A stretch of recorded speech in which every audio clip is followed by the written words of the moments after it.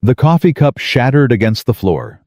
Not thrown, just slipped from trembling fingers, and every head in Romano's cafe turned to stare. Not at the mess. At her. At the wheelchair. At the empty chair across from her where he'd been sitting 30 seconds ago, before he saw what she was, and walked out without a word. Sarah Mitchell pressed her palms flat against the table nails, digging into wood, fighting the urge to scream, or cry, or disappear. Then a baby started crying near the doorway, and a man's desperate voice cut through her humiliation. "Please, buddy, not now." But what happened next changed everything.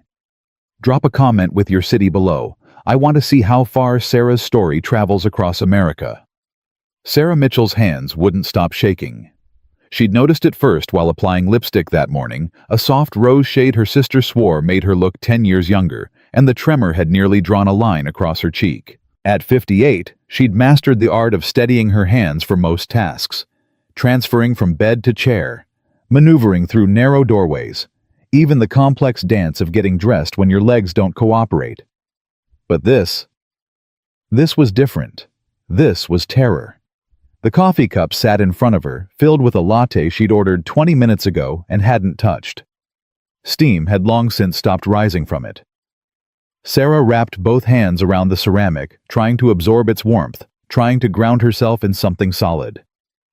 Romano's Café occupied a corner spot in downtown Boston's financial district, all exposed brick and reclaimed wood, the kind of place where young professionals typed furiously on MacBooks, while older couples shared desserts in comfortable silence. Sarah had chosen it carefully, public enough to feel safe, casual enough not to seem like she was trying too hard. It was 7:43 p.m. on a Thursday. He was 13 minutes late. Her phone buzzed. Her daughter Rebecca. "Mom, how's it going?" "Is he there yet?" Sarah typed back with one hand. "Running late. Traffic." She didn't mention the knot in her stomach. Didn't mention that she'd almost canceled 3 times today. Didn't mention that this was her first date since the accident 4 years ago, and every single part of her screamed that this was a mistake. "You've got this? He's lucky to meet you." Sarah smiled despite herself. Rebecca had been the one to push her toward online dating, had helped her write a profile that was honest without being pitying, had coached her through sending that first message. "You're not defined by the chair, Mom," Rebecca had said. "You're Sarah Mitchell. You raised 2 kids alone. You ran a whole hospital department. You survived a car accident that should have killed you. Some guy on the internet would be blessed just to buy you coffee." The bell above the cafe door chimed.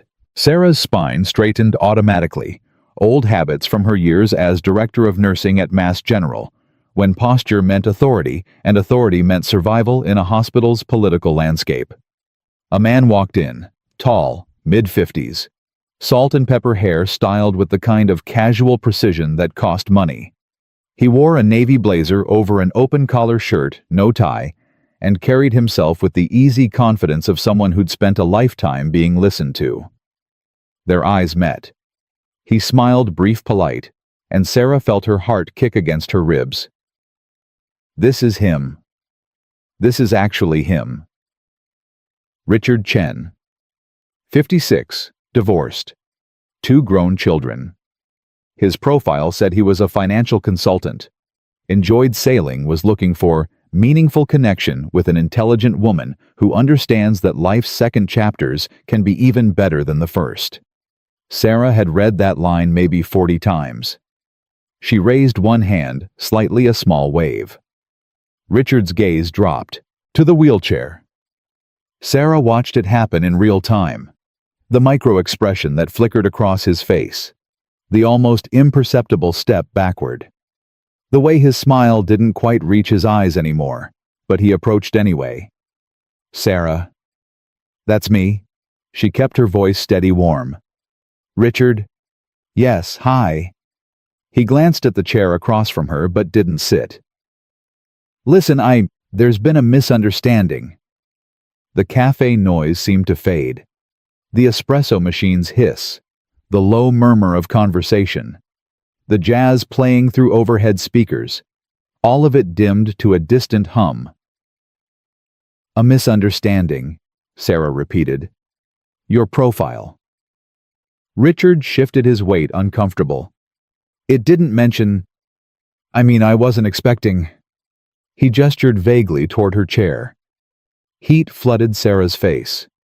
"It's in my profile, second paragraph. I was in a car accident 4 years ago. Spinal injury."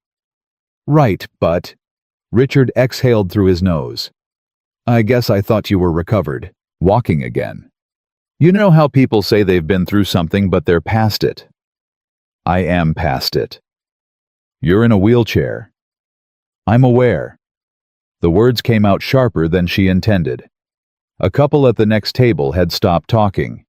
The barista was pretending to reorganize the pastry case, but kept glancing over. Richard ran a hand through his hair. "Look, I'm just being honest. I'm active. I hike. I travel. I need someone who can keep up with that lifestyle." "I don't think you can," Richard interrupted. "And I'm sorry, but I don't want to waste your time or mine pretending this is going to work when it clearly won't." Sarah's throat closed. She'd prepared for this, had practiced responses in the mirror, had told herself that if someone couldn't see past the chair, they weren't worth her time anyway. But nothing prepared her for the actual moment, for the casual cruelty of it, for how small it made her feel. "I see."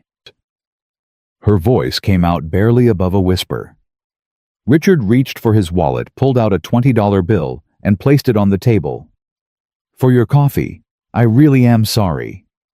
He wasn't sorry. He was already turning away. Sarah's hands found the coffee cup again, gripped it, too tight. "Don't cry. Don't you dare cry. Not here. Not in front of strangers." But her hands were shaking worse now, and the cup was slipping, and she tried to adjust her grip, but it was too late. The cup hit the floor with a crack that sounded like a gunshot. Ceramic shattered. Coffee spread in a dark pool across the hardwood. Everyone turned to look. Not at the mess. At her. At the woman in the wheelchair, who couldn't even hold a cup steady. Sarah stared down at her lap, at her useless hands, at the pieces of ceramic scattered like evidence of her failure. "Oh, honey, don't worry about it." The barista was already hurrying over with a mop. "Happens all the time." It didn't happen all the time, and the cheerful reassurance somehow made it worse. Sarah fumbled for her purse, her vision blurring. She needed to get out, needed to leave before the tears came, before the weight of humiliation crushed her completely. But her hands wouldn't cooperate, couldn't grip the purse zipper, couldn't maneuver her chair backward without rolling through broken ceramic. Couldn't do anything except sit there frozen while sympathetic strangers watched her fall apart. This was a mistake. All of it. The profile, the date, the hope. Thinking someone could want this version of me. And then from somewhere near the entrance, a baby started crying. Not the fussy whimpering of a tired infant. The full-throated, desperate wailing of a child in distress. "Liam, please." A man's voice strained with exhaustion. "Buddy, come on. Work with me here." The crying escalated. Sarah looked up, grateful for any distraction from her own misery. A man stood near the pickup counter, maybe mid-50s, wearing a dress shirt, with the sleeves rolled up and a tie loosened around his neck. His dark hair was threaded with gray, and deep lines bracketed his eyes and mouth, the kind that came from years of stress, not laughter. Strapped to his chest in a baby carrier was an infant maybe 8 or 9 months old, red-faced and screaming. The man was trying to retrieve a coffee order with one hand while supporting the baby's head with the other, and failing at both. "Sir, we have your order ready," the barista called over the crying. "2 Americanos and..." "I can't." The man's voice cracked with frustration. "I need a minute. He won't stop, and I can't carry everything, and..." The baby's cries grew more frantic. Other customers were staring, now annoyed or sympathetic or both. The man closed his eyes, took a deep breath, and began swaying gently. Liam, hey, Daddy's here. It's okay. You're okay." The baby wasn't convinced. Sarah found herself watching her own crisis momentarily forgotten. The man looked utterly lost. Not angry, not embarrassed, just bone-deep exhausted and desperate for his child to stop crying. He started humming off-key, uncertain some melody Sarah didn't recognize. The baby hiccuped, still crying but slightly less intensely. "That's it," the man murmured. "That's my boy. We're okay. We're okay." But they weren't okay. The man reached for his coffee order, still trying to sway and hum, and knocked over the cardboard carrier. Both cups hit the counter lids, popping off coffee flooding everywhere. "Damn it!" He jerked back, but not before liquid splashed his shirt. The baby's crying renewed with fresh vigor. "I'm so sorry," the barista said, already grabbing towels. "Let me remake those." "No." The man's shoulders sagged. "No, it's fine. We'll just go." He turned toward the exit, one hand cradling the screaming baby's head, moving with the careful exhaustion of someone who'd been running on empty for far too long, and walked straight into the table next to Sarah's. The impact wasn't hard, but it was enough to knock a water glass onto the floor. More shattering. More mess. More heads turning. "I'm sorry." The man's voice rose over the baby's cries. "I'm so sorry, I'll pay for that." "Just watch where you're going," someone muttered. The man flinched like he'd been slapped, and Sarah saw it. The exact same expression she'd felt on her own face 10 minutes ago. Shame, failure, the desperate wish to disappear. Before she could think better of it, Sarah called out, "Hey!" The man turned, startled. "You dropped something."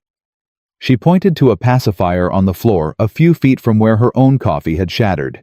The man stared at it like it was a life preserver. "I can't." He glanced down at the baby, at his coffee-stained shirt, at the mess he'd created. "If I bend down, I'll drop him." "I've got it."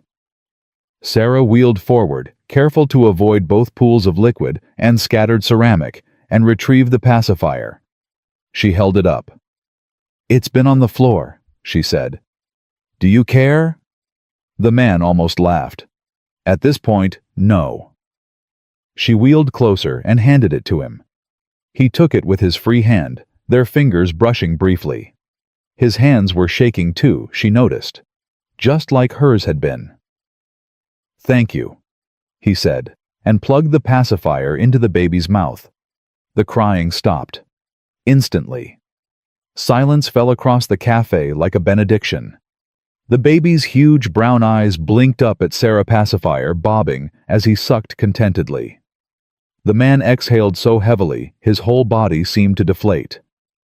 "I owe you my life," he said. "You owe me nothing." "No, seriously. That's the 4th meltdown today. I thought I was going to lose my mind." Sarah smiled despite everything. Rough day. Rough year. The man shifted the baby's weight, wincing slightly. "My sister was supposed to meet me here to take him for the night, but she got stuck at work, and he's teething, and I haven't slept more than 3 hours straight in 8 months, and I just spilled coffee all over myself in public like an idiot." "Join the club." Sarah gestured to the puddle of her own spilled coffee. "I shattered my cup about 5 minutes ago." The man looked at the mess, then at her, then back at the mess. "Were you aiming for dramatic effect?" Sarah laughed, a surprised, genuine sound that startled her. "Something like that." The barista appeared with more towels and a dustpan. "Don't worry about it, really. I'll get this cleaned up." The man pulled out his wallet with his free hand. "Let me pay for the damages." "Sir, it's fine." "I insist." "So do I." The barista smiled. "Just take your baby and go get some sleep." The man looked like he might argue, then simply nodded. He turned back to Sarah. The baby was still staring at her pacifier, working steadily, one tiny fist reaching toward her face. "He likes you," the man said. "He doesn't like most people." "Smart kid." "I'm James, by the way. James Cooper." "Sarah Mitchell. Thank you again for the pacifier, and for not judging the complete disaster of a human being standing in front of you." Only if you don't judge the disaster sitting in front of you. James's eyes dropped briefly to her wheelchair, not with the calculation she'd seen in Richard's gaze, but simple acknowledgement. When he looked back at her face, there was no pity there. Just tiredness and a hint of understanding. "Deal," he said. The baby reached out again, and this time his fingers caught Sarah's hair tangling in the gray-streaked brown. "Liam, no." James tried to extract the tiny fist. "Sorry," he grabs everything. "It's okay." Sarah carefully unwound the baby's fingers from her hair. "He's got good grip strength. Try getting him to let go of my phone sometime." Sarah smiled. Liam smiled back, a gummy pacifier-impeded grin that somehow felt like sunshine. "Would you?" James hesitated. "This is going to sound weird, but would you mind if we sat down?" "Just for a minute. I need to catch my breath before attempting the tea." Sarah gestured to the empty chair across from her. "Be my guest." James sank into it like a man who'd been standing for days. Liam immediately reached for Sarah again. "No buddy personal space." "It's fine," Sarah said. "Really?" Liam's small hand patted her arm, gentle and curious. And for the first time since Richard walked out, the tightness in Sarah's chest began to ease. They sat in silence for a moment, not uncomfortable, just two exhausted people sharing space. Finally, James said, "So, rough day for you too." Sarah considered lying, considered the polite deflection. But something about this stranger, this overwhelmed, coffee-stained, clearly drowning man, made her want to tell the truth. "Bad date," she said. James winced. "How bad?" He took one look at the wheelchair and left. "Jesus." Didn't even sit down. "I'm sorry." "Don't be." Sarah straightened her shoulders. "His loss, right?" "Absolutely his loss." The words were automatic, polite. But James was looking at her like he meant them. Liam made a happy gurgling sound and patted Sarah's hand again. "See?" James said. "Liam agrees. That guy was an idiot." Despite everything, Sarah laughed. And sitting there in a cafe full of strangers, surrounded by broken ceramic and spilled coffee, with a baby she'd just met holding her hand, and an exhausted man she didn't know, offering her the first genuine kindness she'd received all night, Sarah felt something she hadn't felt in 4 years. Not hope exactly, but maybe the possibility of it. "You know what?" Sarah said. "I was going to go home and eat an entire pint of ice cream while crying. Solid plan. But I'm thinking maybe I'll just sit here a while longer instead." James smiled. "Mind if we join you?" "I'd like that." And for the first time that night, Sarah meant it. The barista brought fresh coffee without being asked on the house she insisted. James tried to protest, but she waved him off and disappeared back behind the counter. Sarah wrapped her hands around the new cup, steadier now. James adjusted Liam in the carrier, and the baby settled against his chest with a contented sigh, eyes drooping. "Finally," James breathed. "I thought he'd never calm down." "How old is he?" 8 months, almost 9. James's voice softened. "He's my nephew, was my nephew. Now he's mine." Sarah heard the weight in those words. "My sister died." James continued, not looking at her. "Car accident, 6 months ago. She was a single mom and I was listed as Liam's guardian, so—" He trailed off, one hand rubbing the baby's back in slow circles. "So now I'm a 54-year-old bachelor raising an infant. I'm so sorry." "Everyone says that." James finally met her eyes. "I appreciate it, but I never know what to say back. Thank you. It's okay when it's not okay. My sister's dead and I'm failing at keeping her son alive. And sometimes I stand in the frozen food aisle at Stop and Shop and cry because I can't remember if babies are allowed to have strawberries yet." Sarah felt her throat tighten. "For what it's worth," she said quietly. "He looks alive and healthy to me." "He is," somehow, despite my complete incompetence. "You're here. You showed up. That's not incompetence." James laughed bitter. I spilled coffee on myself and knocked over a water glass. I dropped my cup and made a scene. Touché. They smiled at each other. Two people bonded by public humiliation and shattered ceramics. Liam's eyes had fully closed now, his breathing evening out into sleep. "He's beautiful," Sarah said. "He's a tyrant." But James's voice was full of love. A tiny, demanding, perfect tyrant. "How are you managing with work and everything?" James ran a hand through his hair. "Barely. I'm an executive at a consulting firm. Was an executive. I took family leave after my sister died, but that ran out 2 months ago. Now I'm trying to work from home while taking care of him, and it's—" He shook his head. "I'm drowning. I don't know how single parents do this." "You find a way." Sarah's voice was quiet. "Because you have to."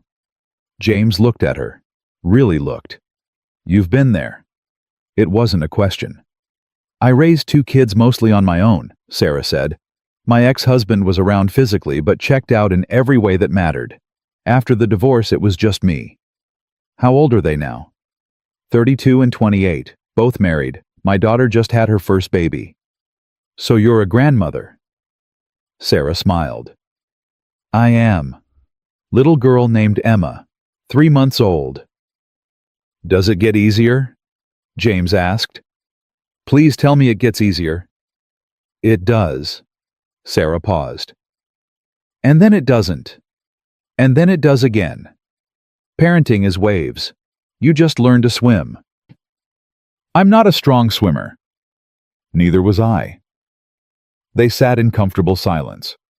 Around them, the cafe had returned to normal. Conversations resumed. The espresso machine hissed. Soft jazz played. But at their table, something had shifted. 2 strangers, both drowning in their own ways, had found a moment of solid ground. Finally, James said, "Can I ask what happened with the accident?" Sarah had told this story 100 times, to doctors, to physical therapists, to well-meaning acquaintances who wanted to understand. Usually she kept it clinical, factual, removed. But sitting across from this exhausted man holding his sleeping nephew, she found herself wanting to tell the truth. "4 years ago," she began, "I was driving home from a nursing conference in New Hampshire, 3 in the morning. I was tired but thought I could make it. And then—" she paused. "There was a deer. I swerved, lost control on black ice, went off the road and rolled." James's expression didn't change. No pity, no horror, just listening. "I don't remember the impact," Sarah continued. "Just waking up in the hospital 3 days later, unable to feel my legs. Spinal cord injury, incomplete, which means I have some sensation, but no motor function below T8. T8. 8th thoracic vertebra, middle of your back. And they told you you'd never walk again." They told me probably not, but people hear probably and think miracle. Like if I just tried hard enough, believed enough, I'd beat the odds. Sarah's voice hardened. "I spent a year in physical therapy, did everything they asked, more than they asked. And you know what I learned. What sometimes probably means no, and accepting that isn't giving up. It's just being realistic." James nodded slowly. "My sister used to say something similar, about grief. People kept telling her she'd get over losing Liam's father. He died before Liam was born. But she said you don't get over it. You just learn to carry it." She sounds like she was smart. She was. James's voice cracked slightly. "She was the best person I knew." Liam stirred in his sleep, and James instinctively started swaying again. Sarah watched the automatic motion, the protective hand cradling the baby's head, the exhaustion etched into every line of James's face. "You're doing better than you think," she said. "You don't know that." "I do actually, because you're here. You didn't give up when he wouldn't stop crying. You didn't walk away when things got hard. You're trying, and that's more than a lot of people do." James was quiet for a long moment. Then, "The guy who left you tonight is the world's biggest idiot." Sarah blinked, surprised. "I mean it," James continued. You're sitting here talking to a complete stranger covered in coffee holding his crying baby's hand and acting like it's the most natural thing in the world. You're kind and honest and clearly intelligent, and he walked away because of a wheelchair." James shook his head. "That's not a man worth your time." Sarah felt unexpected tears prick her eyes. "Thank you," she whispered. "I'm just telling the truth." They sat in silence again. Liam slept on, oblivious to the connection forming between two broken people in a cafe.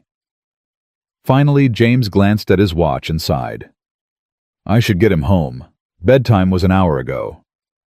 "Of course." James stood carefully supporting Liam's head. The baby didn't stir. "Sarah," he said, "I know this is forward, but would you mind if I got your number?" Her heart skipped. "Not like that," James added quickly. "I mean, not that I wouldn't. You're obviously—" He stopped, flustered. "I just meant you seem like someone who understands what it's like to feel like you're drowning, and I could use someone to talk to who gets it." Sarah smiled. "I'd like that." They exchanged numbers. As James headed toward the door, Liam tucked against his chest, he turned back. "Hey, Sarah." "Yeah. Thank you. For the pacifier. And for talking. And for making me feel like less of a disaster." "Anytime." "I mean it. I'll text you." "I hope you do." James smiled, genuine and warm, and walked out into the Boston night. Sarah sat alone at her table, surrounded by the ghosts of broken ceramic and spilled coffee, and a date that went horribly wrong. But for the first time in years, she didn't feel alone. Her phone buzzed. A text from an unknown number. "This is James. Made it to the car without dropping him. Miracles do happen. Thank you again." Sarah typed back. "The night's still young. Don't celebrate yet. Fair point. If you hear sirens in 20 minutes, send help." Sarah laughed out loud. And as she wheeled herself toward the cafe exit past the sympathetic barista and the other customers who'd witnessed her humiliation, she felt something unexpected bloom in her chest. Not hope exactly, but maybe the memory of what hope used to feel like. And for tonight, that was enough. 3 days passed before James texted again. Sarah had checked her phone approximately 400 times in those 3 days, which was ridiculous. She was 58 years old, not some teenager waiting for a boy to call. But every time her phone buzzed with a notification from her daughter, or a spam email, or literally anything that wasn't James, she felt a small stab of disappointment. She told herself it didn't matter. He was a stranger who'd had a bad night. They'd shared a moment of mutual disaster, nothing more. People said they'd keep in touch all the time and never did. But Thursday morning, her phone actually rang. James's name appeared on the screen. Sarah stared at it for 3 rings before answering. "Hello? Sarah, hi, it's James. Is this a bad time?" His voice sounded strained, almost frantic. "No, I'm just having coffee. Is everything okay?" "Define okay." There was a crash in the background, followed by Liam's crying. "My nanny quit. Just walked out. Said she couldn't handle him anymore, which is insane because he's a baby. What's there to handle? And I have a presentation to the board in 2 hours that I absolutely cannot miss, and I've called every backup person I know, and no one's available, and I'm completely losing my mind." Sarah could hear him pacing. Could picture him, exactly rumpled shirt, frazzled, bouncing Liam while trying not to spiral. "Where are you?" she asked. "My apartment. Back Bay. Why?" "What's the address?" James rattled it off. "I'll be there in 30 minutes, Sarah said. Silence. Then, "Sarah, I can't ask you to." "You're not asking. I'm offering." "You don't even know me." "I know you need help. That's enough." Another pause. "Thank you," James said, and his voice cracked on the words. "God, thank you." Sarah hung up and immediately called Rebecca. "Mom!" "What's wrong?" "Nothing's wrong. I need to borrow your wheelchair-accessible van." "Why?" "Where are you going?" "To help a friend." "What friend, Mom? You don't have any." Rebecca stopped herself. Sorry that came out wrong. It's fine. You're right. I don't have many friends anymore. Sarah grabbed her purse. But I'm working on that. Can I borrow the van or not? Of course. I'll drop it off in 15 minutes. But Mom. Yes. Be careful, okay? I know you're lonely, but... Rebecca. I just don't want you to get hurt. I'm going to babysit an infant, not join a cult. Still, I'll be careful. I promise. 28 minutes later, Sarah knocked on James's apartment door. It opened immediately. James looked worse than he had at the cafe. His shirt was buttoned wrong, his hair stood up in several directions, and there was what appeared to be baby food smeared on his shoulder. You came, he said, like he couldn't quite believe it. I said I would. Liam was screaming in the background. James ran a hand over his face. He's been like this for an hour. I think he misses the nanny, or he's sick, or he hates me. I honestly have no idea anymore. May I? Sarah wheeled past him into the apartment. It was chaos. Beautiful chaos, but chaos nonetheless. Expensive furniture covered in baby toys. Bottles in various states of use scattered across the coffee table. A pack-and-play set up in the middle of what was clearly meant to be a dining room. Liam sat in a bouncy seat, red-faced and furious, tiny fists pumping. Sarah wheeled directly to him. Hey there, angry man, she said softly. Remember me? Liam's crying stuttered. Sarah reached down and unbuckled him, lifting him carefully into her lap. He was heavier than she expected, solid and warm. I've got you, she murmured, settling him against her chest. You're okay. We're okay. Liam hiccuped, still fussing but less intensely. Sarah started humming an old lullaby she'd sung to her own children a lifetime ago. Slowly, incredibly, Liam began to quiet. James stood frozen in the doorway, staring. How did you... He's not sick or upset, Sarah said calmly. He's overstimulated and exhausted. When did he last nap? I don't know. This morning, maybe. James, it's almost 11. Is that bad? Sarah looked at him. You really have no idea what you're doing, do you? None whatsoever. Despite everything, Sarah laughed. Liam's eyes were already drooping against her shoulder. Go, Sarah said. Get ready for your presentation. I've got him. Are you sure? Positive. James hesitated for one more moment, then disappeared down the hallway. Sarah sat in the quiet apartment, rocking gently, feeling the weight of this baby she barely knew settling into sleep against her chest. And something inside her, something that had been locked away since the accident, since her children grew up, and moved away, since she'd convinced herself she was done being needed, cracked open. When James emerged 20 minutes later, showered and dressed in a proper suit, Liam was fully asleep. You're a miracle worker, James whispered. I'm a grandmother who remembers the basics. Can you stay? I'll pay you whatever the nanny was making. I don't want your money. Sarah, I want to help, that's all. James looked at her for a long moment. Why? He asked finally. We're basically strangers. Sarah thought about Thursday night, about sitting alone in that cafe, drowning in humiliation, about this man and his crying baby appearing like some kind of answer to a question she hadn't known she was asking. Because you helped me first, she said simply. You didn't have to sit with me, didn't have to be kind, but you were. So now I'm returning the favor. James's eyes were suspiciously bright.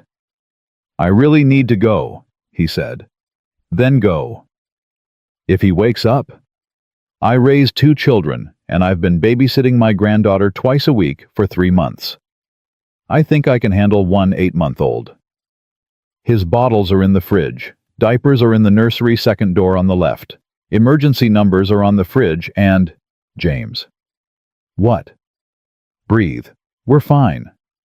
He nodded, grabbed his briefcase and headed for the door, then stopped.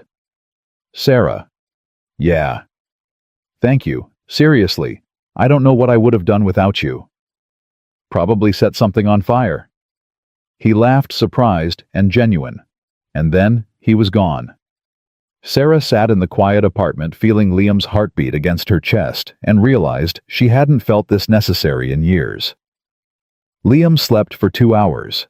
Sarah used the time to investigate James's situation, and what she found was both impressive and depressing. The apartment itself was beautiful high ceilings, hardwood floors, huge windows overlooking the Charles River, original art on the walls, expensive furniture. The home of someone successful who'd built a life around work and solitude. And then in the middle of all that carefully curated adult space were the hastily assembled remnants of sudden parenthood. A portable crib that wasn't quite set up correctly. Bottles that hadn't been properly sterilized. Baby clothes still in shopping bags with price tags attached.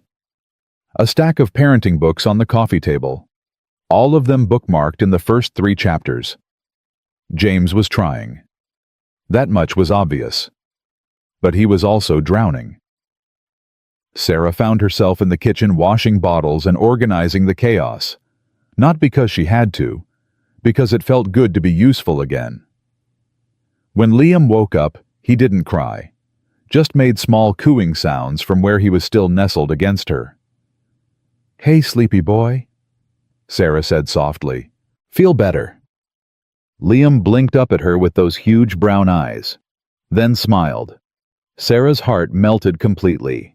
She fed him a bottle, changed his diaper with the efficiency of long practice, and was in the middle of showing him a picture book when her phone rang. Rebecca. "Mom, where are you? You said you'd be back by noon." "I'm still at James's apartment." "Who's James?" "The friend I'm helping." "Mom." Rebecca's voice took on that concerned daughter tone. "You don't know this person. What if he's a 54-year-old man raising his infant nephew alone because his sister died. He's not a serial killer. You don't know that." "Rebecca, I appreciate your concern, but I'm fine. Better than fine, actually." Silence. Then, "You sound different." "Different how?" "Happy." Sarah looked down at Liam, who was trying to eat the corner of the book. "Maybe I am," she said. After she hung up, Sarah wheeled to the window with Liam in her lap. They watched the river together, boats cutting white lines through gray water. "Your uncle is a good man," she told Liam. "A little clueless, but good." Liam grabbed her finger. "Yeah," Sarah said. "I think we'll keep him." James came home at 3:30, loosening his tie as he walked through the door. "How did it—" He stopped. Sarah had Liam on a blanket on the floor doing tummy time. The apartment was noticeably cleaner. The bottles were organized. The chaos had been tamed. "What did you do?" James asked. "Just straightened up a little." "A little, Sarah, you didn't have to." "I wanted to." She rolled Liam onto his back and he giggled. Besides, he's been perfect. Napped for 2 hours, ate like a champ, and only had 1 diaper explosion. Only 1. That's a good day. James sank onto the couch, exhaustion written across every line of his face. "How was the presentation?" Sarah asked. "Disaster. I forgot half my notes, stumbled through the projections, and probably lost us the client." "I'm sorry." "It's my own fault. I haven't slept more than 4 hours a night in months. I can't focus. Can't think straight. I'm failing at everything: work, parenting, basic human functioning." Sarah heard the desperation in his voice, the edge of someone about to break. "James," she said carefully, "when's the last time you took a real break? Define real." "More than 20 minutes in the shower." He laughed bitterly. "Then never." "You need help. Consistent help, not just emergency babysitting." "I know. That's what the nanny was supposed to be, and you saw how that turned out." Sarah took a breath. "What if I helped?" James looked up. "Sarah, I can't ask you to." "I'm not asking permission. I'm making an offer." She kept her voice steady. "I'm retired. My days are mostly empty. My daughter thinks I spend too much time alone, and she's probably right. I love babies, and you clearly need someone. I can't pay you what you're worth. I don't want your money. Then why? Because it feels good to be needed again, Sarah said quietly. Because since the accident, I felt like the world moved on without me. Like I became invisible. But today, taking care of Liam, helping you, I felt useful. I felt like I mattered. James's expression softened. You do matter, he said. Then let me do this. Not as a job, as friends helping each other. Friends? Yeah, friends. James looked at Liam, who was gnawing on his own foot, then back at Sarah. Are you sure? He asked. Completely. What about your family? Won't they worry? My daughter worries about everything.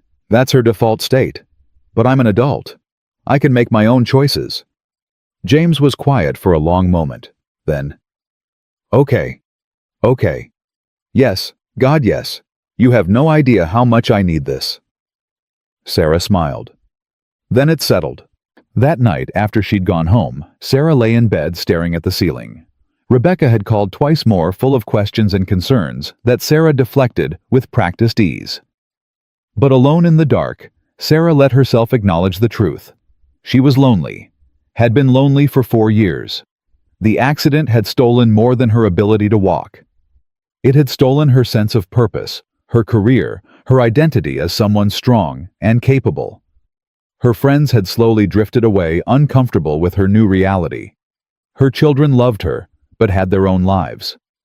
Most days, she felt like a ghost, haunting her own existence. But today, holding Liam, helping James, being needed. Today, she'd felt alive. Her phone buzzed. A text from James. Liam went down without a fight for the first time in weeks. Whatever magic you worked, thank you. Sarah smiled in the darkness and typed back, No magic. Just practice. See you tomorrow. Please. If you're still willing. I am. Sarah. Yeah, I meant what I said earlier. You matter. And not just because you're helping with Liam, you just matter. Sarah read the message 3 times, something warm unfurling in her chest. Good night, James. Good night. Over the next 2 weeks, Sarah fell into a routine. She arrived at James's apartment every morning at 8. He'd leave for work, usually frazzled and running late, and she'd spend the day with Liam. They developed their own rhythm. Morning bottle and tummy time. Mid-morning walk along the river if the weather was decent. Lunch and a nap. Afternoon playtime. Late afternoon bottle and more tummy time, while Sarah read to him from board books. James would come home around 6, sometimes earlier if he could swing it, always apologetic and grateful. And they'd talk. At first, just logistics about Liam's day. But gradually the conversations deepened. James told her about his sister Michelle, how she'd been a free spirit, an artist, constantly broke, but deliriously happy. How she'd gotten pregnant via sperm donor because she wanted a child, but not a relationship. How she'd died instantly when a drunk driver ran a red light. I still can't believe she's gone, James said one evening, watching Liam play with blocks on the floor. Sometimes I look at him and I see her. The same eyes, same stubborn chin, and it hurts so much I can barely breathe. That's love, Sarah said quietly. The price of loving someone is the pain of losing them. Was it like that with your ex-husband? Sarah laughed. No, losing him was a relief. Bad marriage. Lonely marriage. He was there but never really present. Worked constantly, had affairs, made me feel invisible. The divorce was the best decision I ever made. Do you ever miss being married? I miss companionship, Sarah admitted. Someone to share things with, someone who actually sees me. James looked at her. I see you. The words hung in the air between them. Sarah's breath caught. James. Sorry, that was too much. He stood abruptly. I should put Liam to bed. But the words stayed with Sarah long after she left. The 3rd week, James invited her to stay for dinner. Nothing fancy, he said. Just takeout. But Liam always seems happier when you're around, and honestly, so am I. Sarah agreed. They ate Thai food on the couch, while Liam sprawled on his blanket, batting at a mobile. "Can I ask you something?" James said. "Of course." "That night at the cafe, the guy who left, do you ever think about trying again?" Sarah set down her pad thai. "Dating. Yeah. Honestly, no. That experience pretty much killed any desire I had to put myself out there again." "That's his fault, not yours. I know that intellectually, but emotionally." Sarah shook her head. "It's hard to believe anyone could want this version of me." "Sarah, I'm not fishing for compliments. I'm just being honest. I'm 58. I'm in a wheelchair.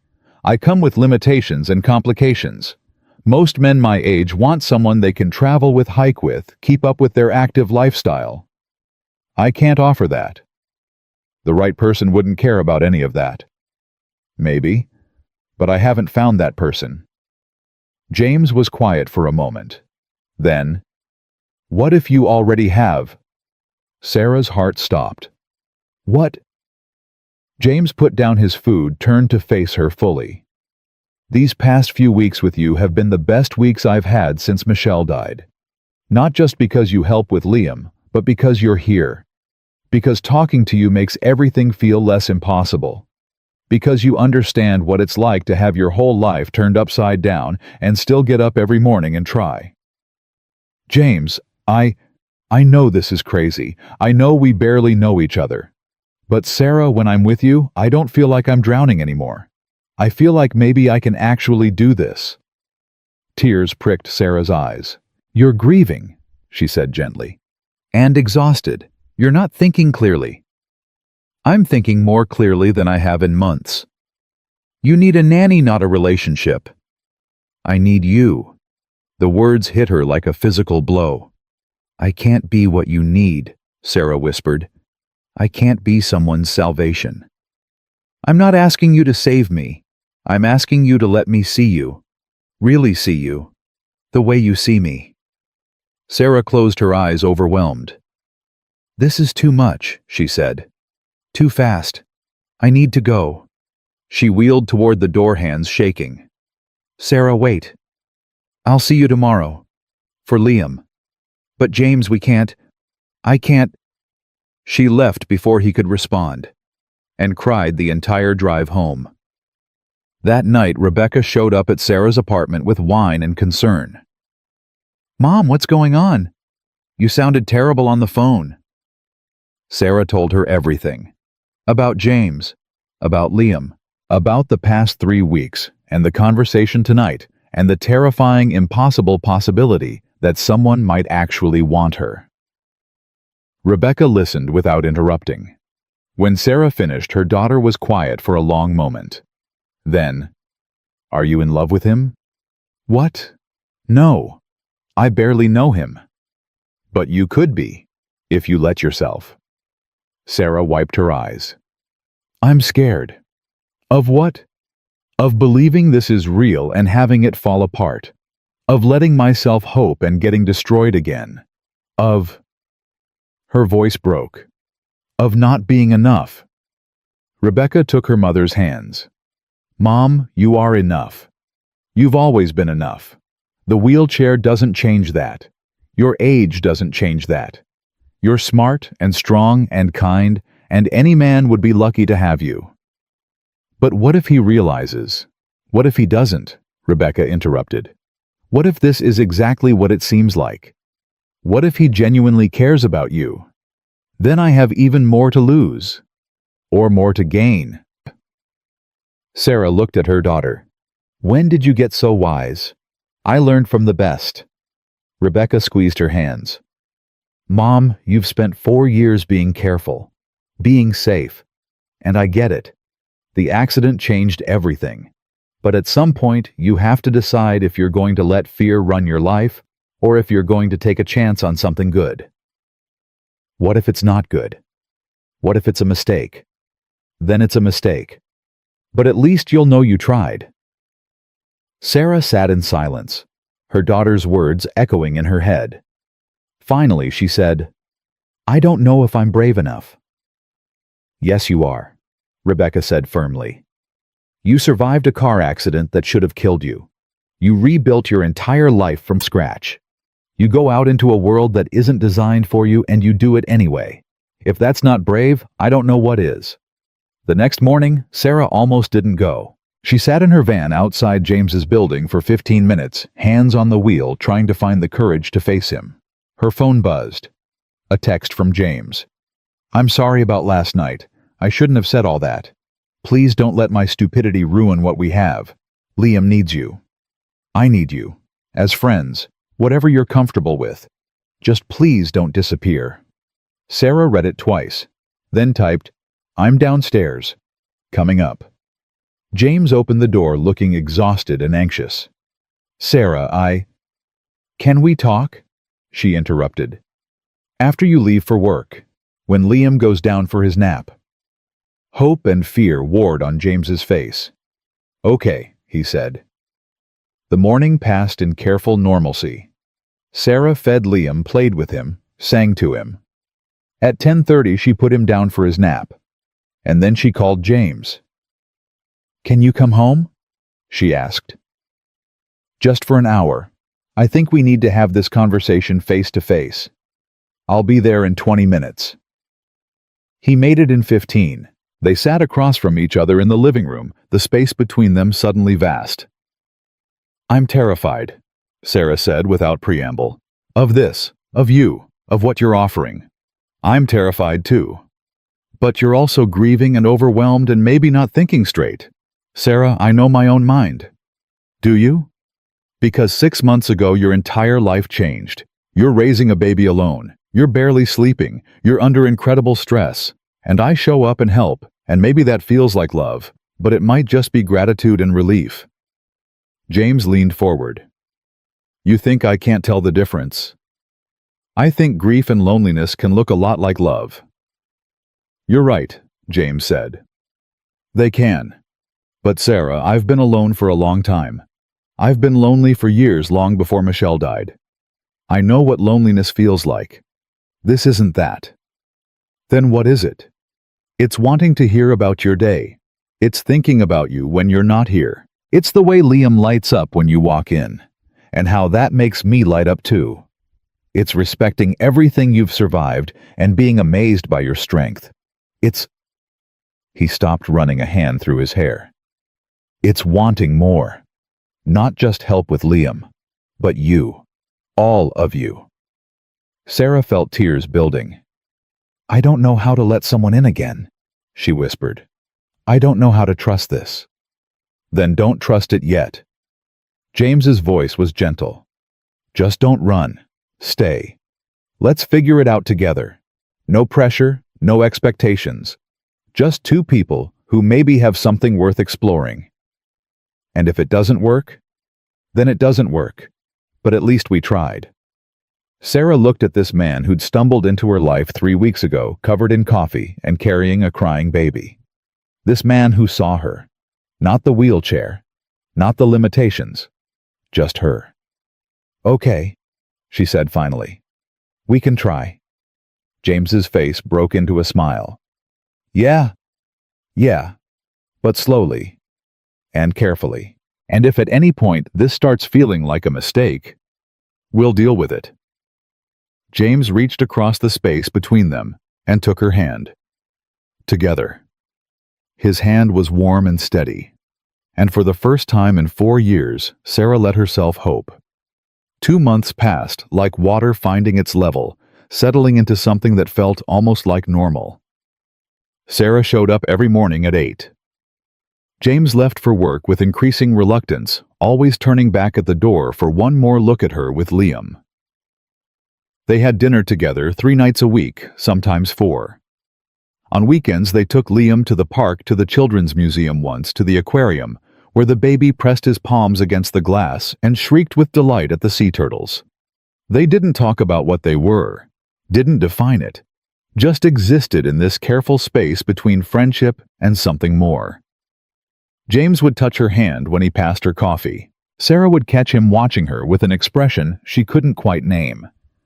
They orbited each other like planets, held by gravity, close but not quite touching. until Rebecca's wedding. Sarah had mentioned it in passing one evening while folding Liam's laundry. "My son's getting married in 3 weeks," she said. "Big wedding, 200 people. His fiancée's family is very traditional, very proper." "That sounds nice," James said, not looking up from his laptop. "It would be, except I have to go alone." That got his attention. "Why alone?" Sarah shrugged, trying to appear casual. "Because I'm divorced, and my ex-husband is bringing his girlfriend who's younger than our children, and my daughter will be there with her husband, and I'll be the sad single mother in the wheelchair sitting by myself at the family table." "Sarah." "It's fine. I'm used to it." "What if you didn't go alone?" She looked up. "What?" James closed his laptop. "What if I went with you?" "James, you don't have to. I want to." He leaned forward. "Look, we've been doing this dance for 2 months, pretending we're just friends, being careful. But Sarah, I don't want to be careful anymore. I want to be with you. Publicly. Proudly. And if that means getting dressed up and sitting through a wedding, then sign me up." Sarah's throat tightened. "You'd do that." "I'd do anything for you." He said it simply, like it was the most obvious truth in the world. "You know that by now, don't you?" She did, but hearing him say it out loud still made her chest ache. "What about Liam?" "Rebecca can watch him. Or we'll bring him. Babies at weddings are basically good luck, right?" Despite herself, Sarah laughed. "I don't think that's a thing." "Then we'll make it a thing." James stood and crossed to her, kneeling so they were eye level. "Come on. Let me be your date. Let me show everyone that you're not alone. That you're wanted. That you're—" He stopped, seemed to gather courage. "That you're loved." The word hung between them. Neither had said it before. Sarah reached out, cupped his face with one hand. "You love me," she whispered. "I think I've loved you since you picked up that pacifier and didn't judge me for being a complete disaster." He turned his head, kissed her palm. "I know it's fast. I know it's complicated. But Sarah, I love you. Not because you help with Liam. Not because you make my life easier. But because you make me want to be better. Because you're strong and honest and kind. Because when I'm with you, everything makes sense." Tears spilled down Sarah's cheeks. "I love you too," she said. "God help me, I do." James kissed her, then gentle and careful and full of promise. And Sarah let herself fall. The wedding was at the Four Seasons, because of course it was. Sarah sat in the accessible room James had insisted on booking, staring at herself in the mirror. She'd chosen a deep emerald dress with 3/4 sleeves and a draped neckline. Rebecca had done her makeup, covering the gray with subtle highlights, making her look younger than her 58 years. But all Sarah could see was the wheelchair. A knock at the door. "Come in." James entered, stunning in a charcoal suit, and stopped dead. "Sarah, Jesus, you're beautiful." "I'm nervous." "Why?" "Because I'm about to walk into a room full of people who haven't seen me since before the accident. Because my ex-husband will be there with his child bride. Because everyone will stare at the wheelchair and whisper about how sad it is." Her voice broke. "Because I don't want you to be embarrassed by me." James crossed to her immediately, taking both her hands. "Listen to me," he said firmly. "I could never be embarrassed by you. Ever. You're the strongest person I know. And anyone who looks at you and sees anything other than a remarkable woman isn't worth your time." "But," "No buts. You're going to roll into that ballroom and you're going to be stunning, and I'm going to be the luckiest man there because I get to be with you." Sarah looked up at him, this man who'd appeared in her life like an answer to a prayer she hadn't known she was praying. "How are you real?" she whispered. "I ask myself the same thing about you every single day." He kissed her forehead, then offered his arm. "Ready."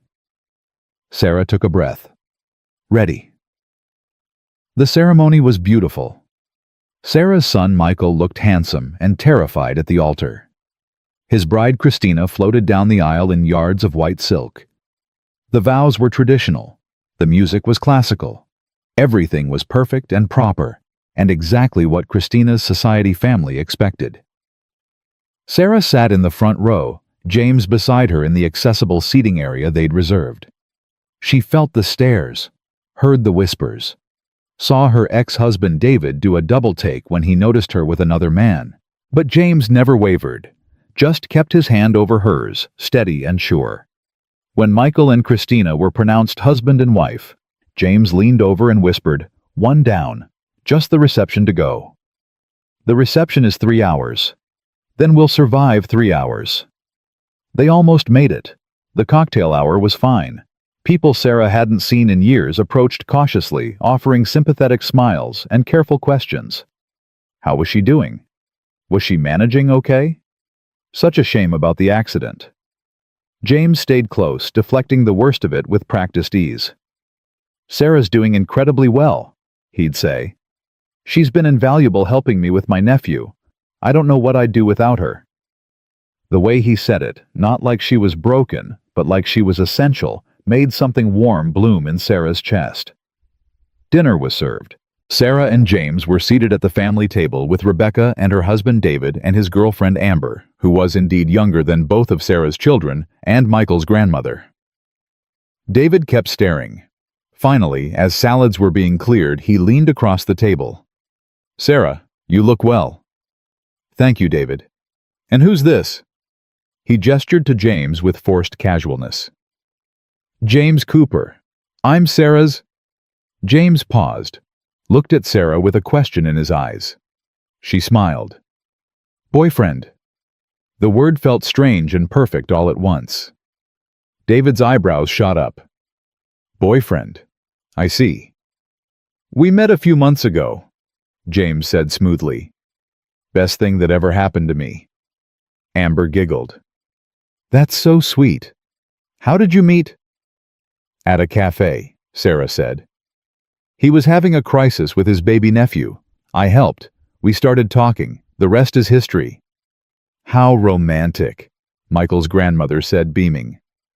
"I always knew you'd find someone, Sarah dear. You deserve happiness." David shifted uncomfortably. "So James," he said, "what do you do?"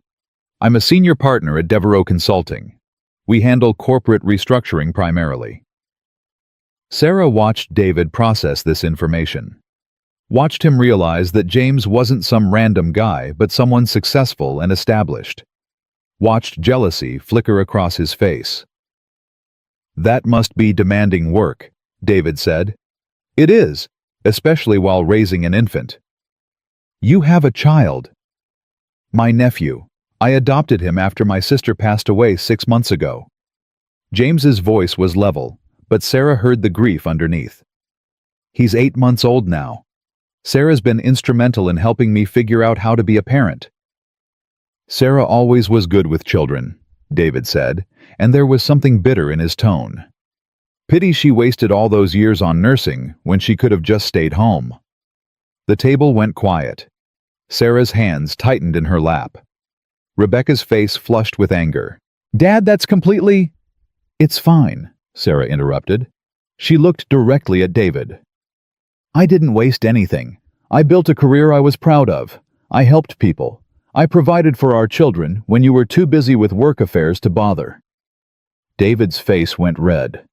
"Sarah, and now I'm helping raise a beautiful baby boy and spending time with a man who actually appreciates me. So no, David, I don't think I wasted a single moment." Amber looked mortified. Rebecca was grinning. Michael's grandmother was trying not to laugh. James squeezed Sarah's hand under the table. David opened his mouth, closed it, then stood abruptly. "Excuse me," he muttered and walked away. The tension broke. "Mom," Rebecca said, eyes shining. "That was amazing." "Your father's an ass," Michael's grandmother announced. "Always has been. I told you not to marry him, Sarah, but did you listen?" Everyone laughed. The rest of dinner passed pleasantly. James charmed the grandmother with stories about Liam. Rebecca and her husband Mark asked about their relationship, genuinely interested. Even Michael stopped by to hug his mother and whisper that he was glad she'd found someone. But as the dancing started, Sarah felt the old familiar anxiety creep back. James must have sensed it because he leaned close. "What's wrong?" "Nothing." "Sarah," she sighed, "everyone's dancing, and I can't. I'm just going to sit here like furniture while I dance without you." James shook his head. "Not a chance." "James, it's fine. Go dance with Rebecca or—" He stood and offered his hand. "Dance with me." Sarah stared. "I can't dance." "Sure you can. Just in a different way." "James." "Trust me." Against her better judgment, Sarah took his hand. James led her to the edge of the dance floor, away from the main crowd. He positioned himself in front of her wheelchair, took both her hands, and began swaying gently to the music. "See," he said. "Dancing. This isn't dancing." "It is if we say it is." Around them, Sarah was acutely aware of people watching. But James never broke eye contact, never showed any sign that this was anything other than perfectly normal. The song was slow romantic. James moved with her, rocking gently, his thumbs tracing circles on the backs of her hands. "Thank you," Sarah whispered. "For what?" "For not making me feel broken." James stopped moving. Just looked at her with such intensity, it stole her breath. "You're not broken," he said. "You're perfect, exactly as you are." And then he leaned down and kissed her right there on the edge of the dance floor, in front of 200 wedding guests.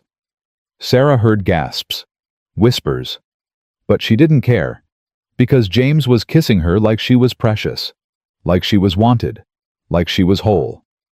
When they broke apart, Rebecca was standing nearby, tears streaming down her face. "Mom," she said, "I've never seen you this happy." Sarah realized her daughter was right. She was happy, genuinely, deeply happy, for the first time in 4 years. They left the wedding at 10, both exhausted but content.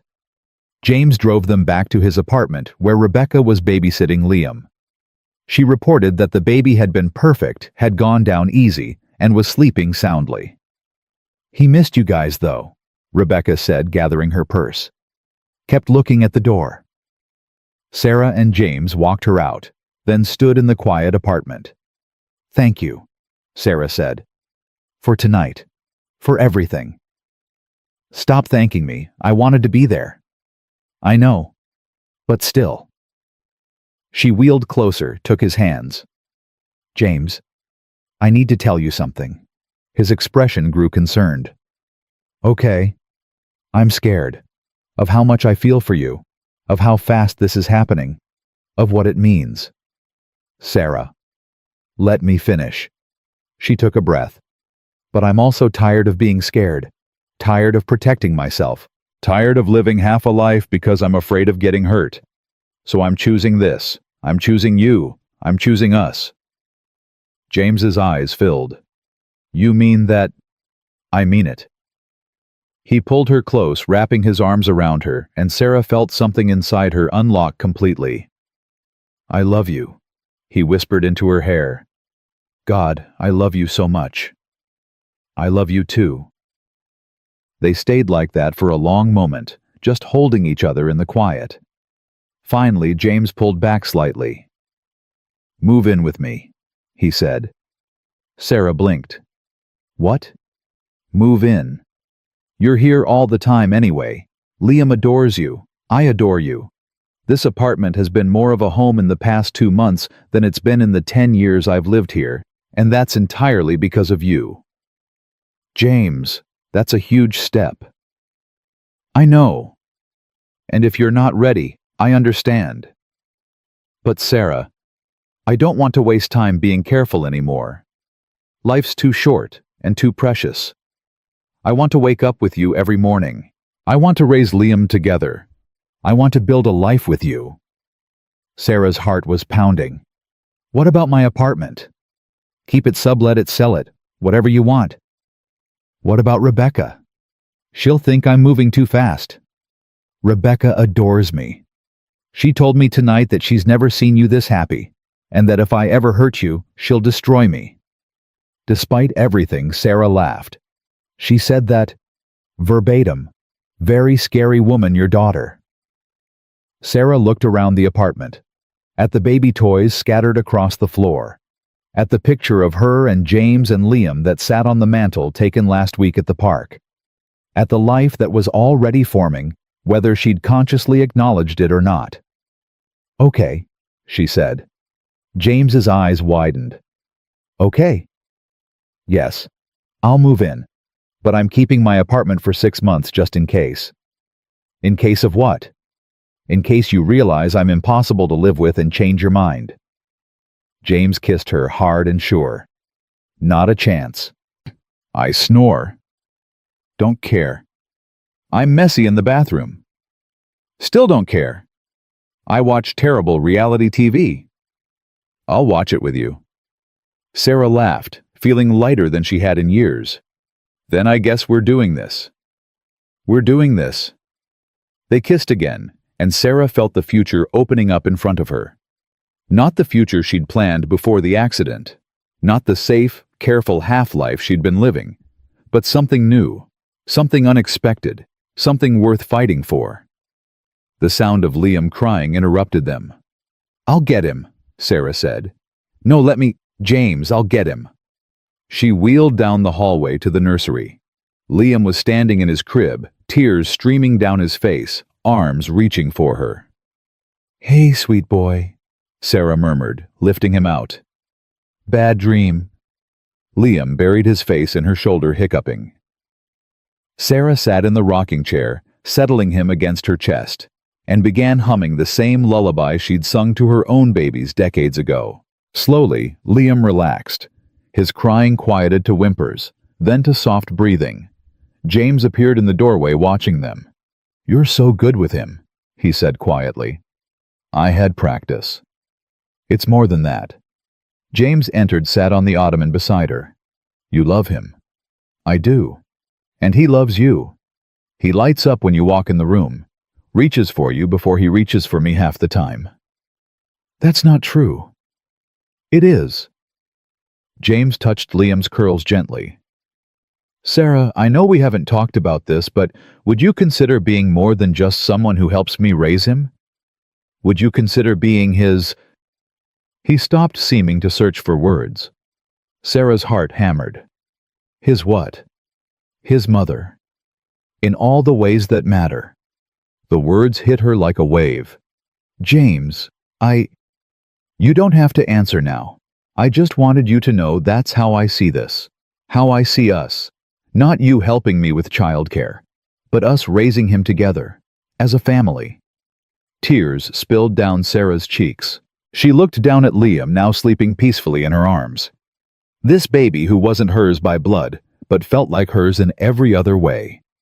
I'd be honored, she whispered. James's face broke into a smile. He leaned forward, kissed her gently, careful not to wake the baby. Thank you, he murmured against her lips.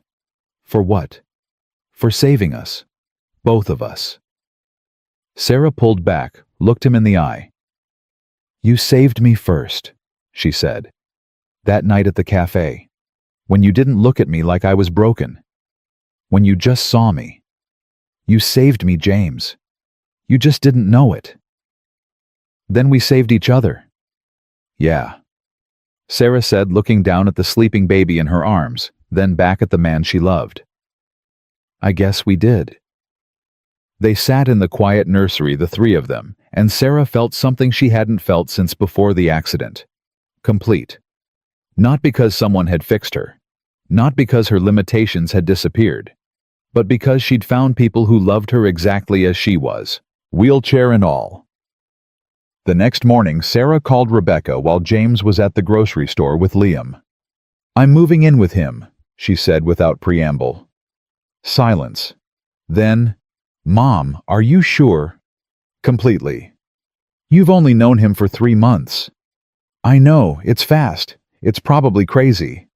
But Rebecca, I've spent 4 years being careful and scared and alone. I don't want to do that anymore. What if it doesn't work out? Then it doesn't work out. But at least I'll know I tried. At least I'll know I didn't let fear win. Another pause. You really love him, Rebecca said. It wasn't a question. I really do. And he loves me. Not the version of me from before the accident. Not some idea of who I used to be. Just me. As I am now. And Liam, Sarah smiled. Liam is perfect. I love him like he's my own. She heard Rebecca sigh, could picture her daughter running a hand through her hair, the way she always did when processing something big. Okay, Rebecca said finally. Okay. Yeah, if this is what you want, I support you. You deserve to be happy, Mom. And if James makes you happy, then I'm happy for you. Thank you, sweetheart. But if he hurts you, you'll destroy him. I know, he told me. Rebecca laughed. Good. Just making sure we're on the same page. After they hung up, Sarah sat in the quiet apartment and let herself feel it. The fear, yes. The uncertainty. But also the joy. The possibility. The future she hadn't dared to imagine. 2 weeks later, Sarah's belongings filled the second bedroom of James's apartment. Not everything she'd kept her promise to maintain her own place for 6 months, but enough to make it clear she was staying. They developed new routines. Morning coffee together while Liam ate breakfast in his high chair, flinging Cheerios with cheerful abandon. James leaving for work with a kiss that lingered a little too long. Sarah spending her days with Liam, taking him to music class and library story time in the park. Evenings cooking dinner together, trading off who held the baby. Nights curled on the couch watching terrible reality TV while Liam slept in his crib. It was domestic and ordinary and absolutely perfect. But Sarah knew the real test would come when they had to navigate the harder parts. The medical appointments. The accessibility issues. The moments when her disability became inconvenient or complicated. That test came sooner than expected. Sarah's wheelchair broke on a Tuesday morning. Not broke exactly, but the right wheel seized up, making it nearly impossible to maneuver. She could get around the apartment using furniture for support, but going out was impossible. James was at an all-day off-site meeting. Unreachable until evening. Sarah called the medical supply company, only to be told they couldn't send a technician for 3 days. 3 days, Sarah repeated. I can't be immobile for 3 days. I'm sorry, ma'am. That's the earliest available appointment. Sarah hung up, fighting tears of frustration. Liam chose that moment to start crying. Teething again, probably. He'd been fussy for days. Sarah tried to wheel to him, but the chair wouldn't cooperate. She tried to stand using the couch for support, but her legs buckled immediately. Liam's crying escalated. I'm coming, baby! Sarah called out, hating the shake in her voice. Just give me a second. She pulled herself across the floor, using her arms dragging her useless legs behind her. It was humiliating and exhausting, and by the time she reached Liam's playpen, she was crying too. She pulled him into her lap, both of them sitting on the floor, and just held him while they cried together. That's how James found them an hour later, having left his meeting early when he couldn't reach her by phone. Sarah, what's wrong? He rushed over, kneeling beside them. Sarah looked up, tears streaming, baby wailing, and felt the full weight of her limitations crash down. My chair broke, she said. And I couldn't get to him. I had to drag myself across the floor like... Her voice broke completely. James carefully took Liam, set him in his crib with a pacifier, then returned to Sarah. Can I pick you up? He asked gently. She nodded. He lifted her easily, carried her to the couch, settled her there with pillows for support. Then he knelt in front of her. Tell me what happened, he said. Sarah explained through tears. The broken wheel, the 3-day wait, her inability to reach Liam when he needed her. I'm useless, she finished. I can't even take care of a baby properly. Stop. James's voice was firm. You are not useless. Your chair broke. That's not your fault. But, no buts. Equipment fails. It happens. It doesn't mean you're failing. He took her hands. Sarah, you've been taking care of Liam for months. You're incredible with him. One mechanical failure doesn't erase any of that. I hate this, Sarah whispered. I hate being dependent, hate needing help, hate not being able to do simple things. I know. Do you really? She pulled her hands away. Because this is my life, James. This is what you signed up for. Broken wheelchairs and limitations, and me not being able to do things most people take for granted. James was quiet for a moment. Then he said, You're right. I don't know what it's like. I can't. But Sarah, I knew what I was signing up for. And I signed up anyway. Because I love you. All of you. Including the parts that are hard. But what if you get tired of it? Of me needing help? Of things being complicated? Then I'll still love you.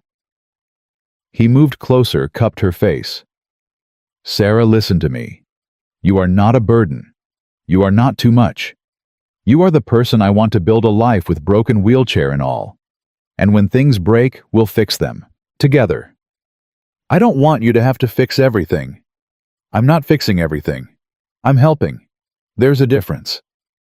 He kissed her forehead. Let me help. Please. Sarah closed her eyes, leaning into him. I'm scared you'll leave, she admitted. When you realize how hard this is. I'm not leaving. Not today. Not tomorrow. Not ever. His voice was absolute. You're stuck with me, Sarah Mitchell, whether you like it or not. Despite everything, she laughed. What if I don't like it? Too bad. I already fell in love with you. No takebacks. She opened her eyes, looked at this man who kept showing up, kept staying, kept loving her, even when she made it difficult. I love you, she said. I love you too. He kissed her gently. Now let me call my cousin. He runs a medical supply business. I bet he can get someone here today. James, you don't have to. I want to. He pulled out his phone. Besides, Kevin owes me a favor. Time to collect. 3 hours later, Sarah's wheelchair was fixed. James had indeed called in a favor, and his cousin had sent a technician immediately. The wheel was repaired, lubricated better than before. Thank you, Sarah said as James helped her transfer from the couch back to her chair. Anytime. I mean it, for not making me feel weak, for just helping without making it a big deal. James knelt beside her. You're the strongest person I know. A broken wheelchair doesn't change that. Liam called out from his crib, awake from his nap. I'll get him, Sarah said. We'll both get him. They went to the nursery together. Sarah lifted Liam while James brought over a clean diaper. They changed him together, a practiced dance they'd developed over months. And Sarah realized something.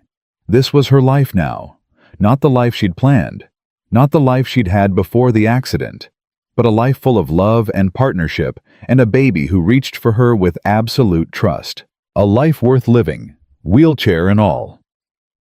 6 months into living together, Sarah woke to find James sitting on the edge of the bed staring at his phone with an expression she'd never seen before. What's wrong? She asked, pushing herself up.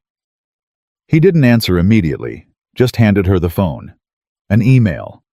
From someone named Patricia Chen. Sarah skimmed it quickly, her stomach sinking with each line. Patricia was Richard's sister. Richard, the man who'd walked out on Sarah at the cafe almost a year ago. Patricia had somehow gotten James's contact information and wanted to warn him that Sarah was a gold digger who preyed on successful men, that she used her disability to manipulate sympathy, that James should protect his assets before it was too late. James, Sarah breathed. This isn't... I know. His voice was tight. I know it's bullshit. Then why do you look like that? He turned to face her. Because I'm furious. Because someone who doesn't even know you felt entitled to send me this garbage. Because apparently that asshole from the cafe has been telling people You're some kind of con artist. Sarah felt sick. What did you write back? Nothing yet. I wanted to talk to you first. He took the phone back, read the email again. But Sarah, I want to destroy him. I want to call this Patricia person and tell her exactly what kind of man her brother is. I want to... Don't. James looked at her sharply. What? Don't respond. Don't engage. People like that thrive on drama. Sarah's hands were shaking, but her voice was steady. Richard's opinion doesn't matter. His sister's opinion doesn't matter. The only thing that matters is us. But she called you a gold digger. I know what she called me. Sarah reached for his hand. And it hurts, but James responding will only make it worse. Trust me, I've dealt with people's judgments for 4 years. The best response is living well. James was quiet for a long moment, jaw clenched. Then he deleted the email without responding. Okay, he said. But if she contacts me again, then we'll deal with it together. He pulled her close, and Sarah felt his heart hammering against her cheek. I hate that people treat you like this, he said quietly. You deserve so much better. I have better. I have you. But the email haunted Sarah for days. Not because she believed the accusations, but because it reminded her how many people saw her as less than, as broken, as someone to be pitied or suspected but never truly valued. She tried to hide her anxiety from James, tried to act normal, but he knew her too well. Thursday night after Liam was in bed, James found her in the bathroom crying silently while pretending to brush her teeth. Sarah, I'm fine. You're not fine. Talk to me. She set down the toothbrush with shaking hands. What if she's right? What? Not about being a gold digger, but about using my disability. What if I am manipulating you without meaning to? What if you feel obligated to stay because leaving me would make you look like a terrible person? James stared at her. You cannot be serious. I am serious. James, think about it. You met me on literally the worst night of my life. You felt sorry for me. You wanted to help. And maybe that turned into something else. But what if the foundation of this whole relationship is pity? It's not. How do you know? Because I know my own heart. His voice rose with frustration. Sarah, I don't pity you. I admire you. I respect you. I love you. None of that has anything to do with a wheelchair. But you can't separate me from the wheelchair. It's part of who I am. Exactly. It's part of who you are. Not all of who you are. Not the reason I love you. James moved closer. Do you think I stayed because I felt sorry for you? Do you think I asked you to move in out of obligation? Do you think I wake up every morning grateful you're here because I'm some kind of hero doing charity work? No, because that's what you're suggesting. That everything we've built is based on your limitations rather than your strengths. And Sarah, that's not just insulting to you, it's insulting to me. She blinked, startled. What? You're basically saying I'm too stupid or too naive to know why I love someone.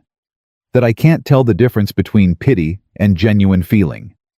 That I'm some kind of savior complex disaster who picked you because you're vulnerable. Sarah opened her mouth, closed it. I'm not a saint, James continued. I'm a middle-aged man who got lucky enough to meet an incredible woman. You're smart, you're funny, you're honest. You call me out when I'm being an idiot. You make Liam laugh. You make me want to be better. None of that has anything to do with a wheelchair. But the wheelchair is always there. So what? He threw up his hands. I have gray hair. Does that mean you only love me because you have a thing for older men? I'm raising my nephew? Does that mean you're using me for access to a baby? See how ridiculous that sounds? Despite herself, Sarah almost smiled. That's not the same. It's exactly the same. We all have circumstances. Yours just happens to be more visible. He knelt in front of her chair. Sarah, I love you. Not despite the wheelchair. Not because of it. Just you. All of you. And if you can't believe that, then we have a bigger problem than some bitter email from a stranger." Sarah looked at this man who kept choosing her day after day, even when she made it difficult. "I'm scared," she whispered. "Of what?" "That you'll wake up one day and realize you made a mistake. That this is harder than you thought. That you want someone easier." James took her hands. "Life with you isn't hard. Life is hard. You make it better. But, no buts. Sarah, do you love me? Yes. Do you think I'm an idiot? No. Then trust me to know my own mind. Trust that when I say I love you, I mean it. Trust that I'm here because I want to be, not because I have to be." Sarah felt tears spilling over. "I'm trying." "I know. And I'll keep reminding you as many times as you need." He kissed her hands. "But Sarah, at some point, you have to decide to believe it. To believe you're worthy of being loved. Not because you're perfect. Not because you're easy. But just because you're you." They sat in silence for a moment. Finally, Sarah said, "I'm sorry." "For what?" "For doubting you. For letting one nasty email get in my head. For making this harder than it needs to be. You're allowed to have doubts. You're allowed to be scared. Just don't shut me out." He stood, offering his hand. "Come on, let's go to bed." Sarah took his hand and let him help her transfer to the bed. They lay together in the darkness, his arm around her, her head on his chest. "James," she said quietly. "Yeah. Thank you for not giving up on me." "Never gonna happen." She smiled against his chest. "Good." 2 weeks later, Sarah got a call from her former supervisor at Mass General. "Sarah, I know you're retired, but we have a situation. Our director of patient advocacy just quit and we're desperate. Would you consider coming back on a consultant basis just 20 hours a week? You'd be advocating for patients, helping navigate complex medical situations, working with families. It's perfect for someone with your background." Sarah's heart raced. "I don't know if I—" "You'd be amazing. And Sarah, the hospital has completely renovated. Everything's accessible now. Please just think about it." She promised to consider it and hung up feeling shaken. That night she told James. "That's incredible," he said immediately. "You should do it." "I don't know if I can." "Why not?" "Because I've been out of work for 4 years. Because I don't know if I can keep up anymore. Because—" She stopped. "Because you're scared," James finished gently. "Yes." "Of what specifically?" Sarah thought about it. "Of failing. Of proving that I really am less capable now. Of people seeing me struggle and confirming every stereotype about disabled workers." "Or," James said, "you could prove that you're still one of the best advocates in Boston. That 4 years away didn't diminish your skills. That you have even more to offer because of what you've been through." "You make it sound simple." "It's not simple. It's terrifying. But Sarah, you've been so focused on taking care of Liam and me. Maybe it's time to take care of yourself too. To do something that's yours." She looked at him. "You'd be okay with it, with me working." "I'd be thrilled. You're incredible at your job. The hospital would be lucky to have you back." "But what about Liam? We'd need a nanny again." "Then we'll find a nanny, a good one this time." He squeezed her hand. "Sarah, don't make decisions based on what's convenient for me. Make decisions based on what you want." What did she want? Sarah thought about the email from Patricia, about spending 4 years feeling invisible and useless, about the part of her that missed the challenge of complex medical cases, of fighting for patients who couldn't fight for themselves. "I want to do it," she said slowly. "I'm terrified, but I want to try." James smiled. "Then call them back and say yes." Starting back at work was harder than Sarah expected. Not because of the work itself. She'd forgotten how good she was at reading medical charts, at spotting problems before they became crises, at advocating fiercely for patients who fell through the cracks. But the commute was exhausting. The accessible van broke down twice in the first month. The hospital's elevators were slow and often crowded. Her body ached from the long days in ways it hadn't when she was younger. And Liam missed her. The new nanny was competent, but not Sarah. Liam would cry when she left in the mornings, reaching for her with desperate hands. It broke her heart every single time. Maybe this was a mistake, she told James after a particularly brutal day. Maybe I should just quit. Is that what you want? I don't know what I want. She was close to tears. I love the work, but I hate being away from Liam. And I'm so tired, James. All the time. Then we adjust. You talk to your supervisor about reducing hours. We find a better nanny. We figure it out. But, Sarah, you don't have to be perfect at everything. You don't have to sacrifice yourself to prove you're capable. You're allowed to set boundaries. She looked at him, this man who kept giving her permission to be human. What did I do to deserve you? She whispered. You picked up a pacifier, he said simply. Everything else followed. They found a rhythm eventually. Sarah reduced her hours to 15 a week. They hired Mariana, a grandmother from El Salvador, who sang to Liam in Spanish and made him laugh with peekaboo games.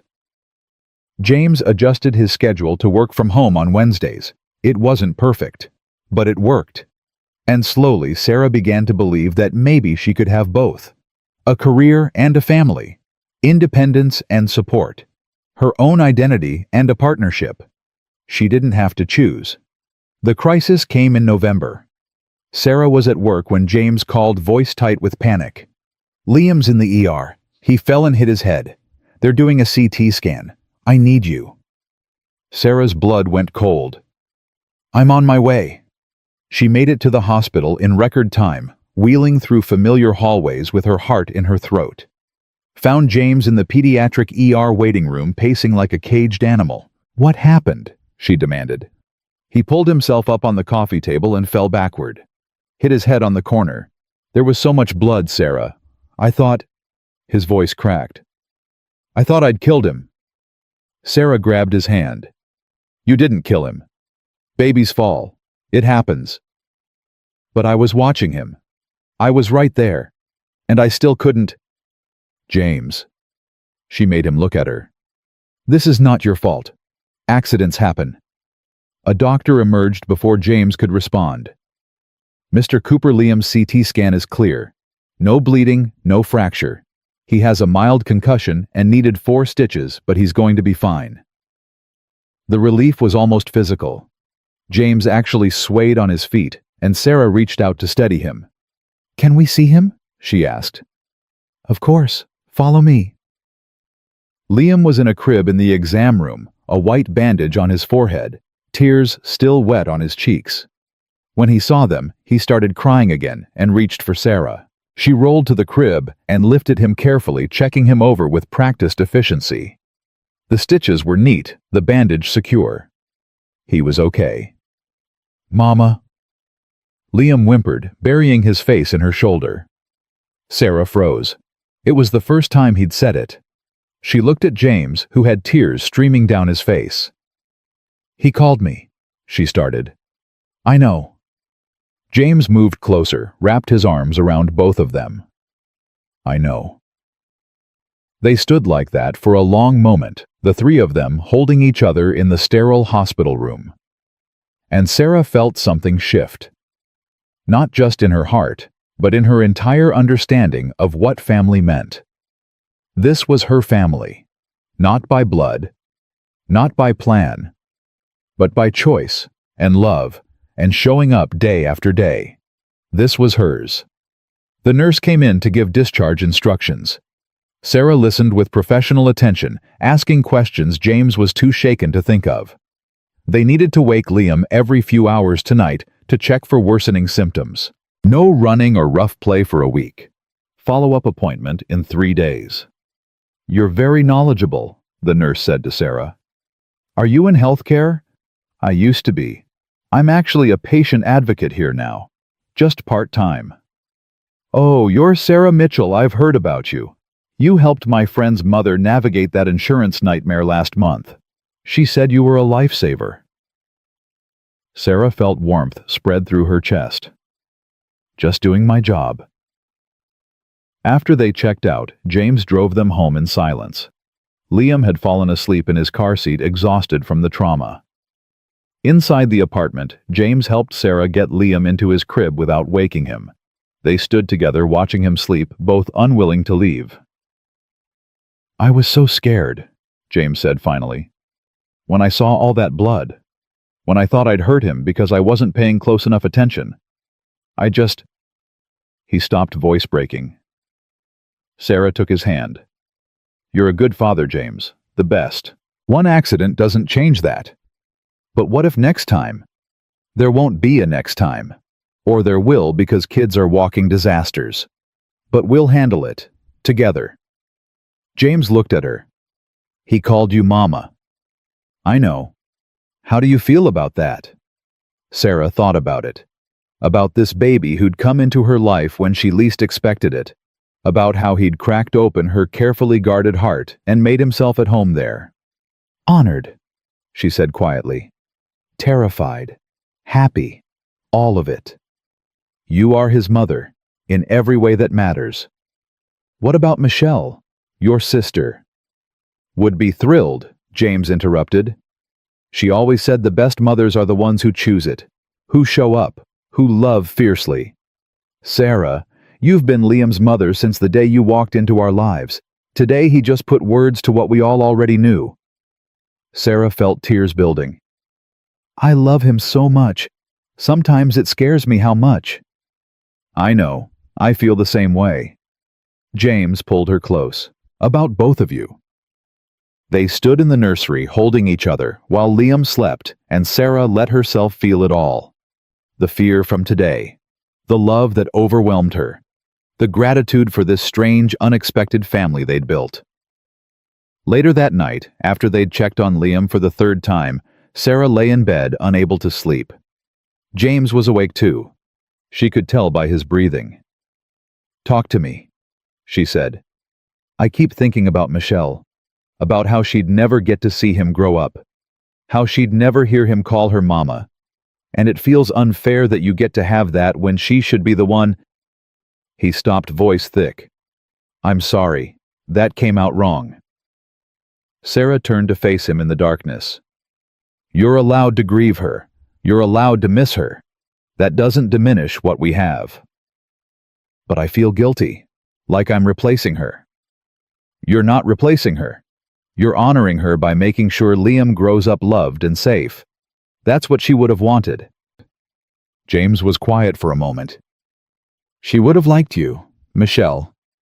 She always said I needed someone who'd call me on my bullshit. I definitely do that." "You do." He reached for her hand. "Sarah, I know this isn't how any of us planned our lives to go. I know it's complicated and messy and sometimes really hard. But I wouldn't change it. Any of it. Because it brought me to you." Sarah squeezed his hand in the darkness. "Even the wheelchair. Even the wheelchair, because it's part of your story. And I love your whole story beginning to end. We're not at the end yet." "No," James agreed. "We're just getting started." They fell asleep holding hands, and Sarah dreamed of the future for the first time in years. Not the future she'd planned before the accident, but a future full of possibility and love, and a little boy who called her Mama. The next morning, Sarah woke to Liam standing in his crib, bandage slightly askew, grinning at her through the baby monitor. "Mama," he called. "Mama up!" Sarah looked at James, who was already awake and watching her. "Go get our son," he said softly. "Our son." Sarah wheeled to the nursery, lifted Liam, carefully checking his eyes for the symptoms the nurse had warned about. Clear and bright. He seemed fine. "Hey, baby boy," she murmured. "How's your head?" "Owie," Liam said solemnly, pointing to his bandage. "I know. But you're so brave." Liam patted her face with one small hand. "Mama brave too." Sarah's heart cracked wide open. She carried him to the kitchen, where James was already making coffee. Liam reached for him, wanting both of them, and they passed him back and forth while making breakfast. A little family of 3 dancing around each other in the morning light. And Sarah realized something. She'd spent 4 years thinking the accident had stolen her future, had taken away her chance at the life she'd wanted. But maybe it had just cleared the path for a different future. One she never could have imagined, but that fit her better than anything she'd planned. She looked at James flipping pancakes one-handed while holding Liam. At Liam giggling as James made silly faces. At the life they'd built together from broken pieces and second chances. "I love you both," she said suddenly. James looked up, smiled. "We love you too." "No, I mean..." Sarah struggled for words. "I spent so long thinking I wasn't enough, that I couldn't have this. A partner, a child, a family. But you've given me everything I didn't even know I needed." James set down the spatula, came over with Liam still in his arms. "You gave us everything too," he said. "You gave me hope when I was drowning. You gave Liam a mother when he needed one. You gave us a family." Liam, tired of the serious conversation, grabbed Sarah's nose. "Mama funny," he announced. They laughed, and the moment passed, but the feeling remained. This was her life now, chaotic and imperfect, and sometimes really hard, but also full of more love than she'd ever thought possible. And as she watched James burn the pancakes while trying to stop Liam from putting syrup in his hair, Sarah felt something she hadn't felt in 4 years. Grateful. Not grateful for the accident, never that. But grateful for where the accident had led her. For the people it had brought into her life. For the reminder that sometimes the worst moments can lead to the most beautiful beginnings. Her phone buzzed, a text from Rebecca. "How's Liam? Is he okay?" Sarah typed back. "He's perfect. Called me Mama this morning." The phone rang immediately. "Mom, are you serious?" "Completely serious." "How do you feel?" Sarah looked at James and Liam, now both covered in syrup, and smiled. "Happy," she said. "Really, truly happy." And she meant it. The conversation with Rebecca lingered in Sarah's mind all morning, a warm glow that carried her through the chaos of syrup-covered toddler cleanup and James's sheepish apology for the burned pancakes. By afternoon, when Liam went down for his nap, Sarah found herself sitting at the kitchen table with her laptop open, staring at a blank document. James looked over from where he was working on his own computer. "What are you doing?" "I don't know yet." Sarah chewed her lip. "I've been thinking about something." "Dangerous activity." She smiled despite herself. "I'm serious. All those people at the hospital, the families I work with, they're struggling with the same things I struggled with after the accident. The isolation. The systems that aren't built for them. The feeling that they're invisible." "Okay. What if I started writing about it, not a memoir? God, nobody wants to read that. But practical advice. Real talk about navigating life with a disability. How to advocate for yourself. How to deal with the people who treat you like you're broken." James closed his laptop.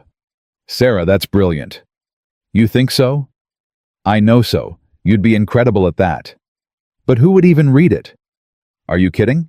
Do you know how many people are desperate for that kind of honest guidance? Not the inspirational poster stuff.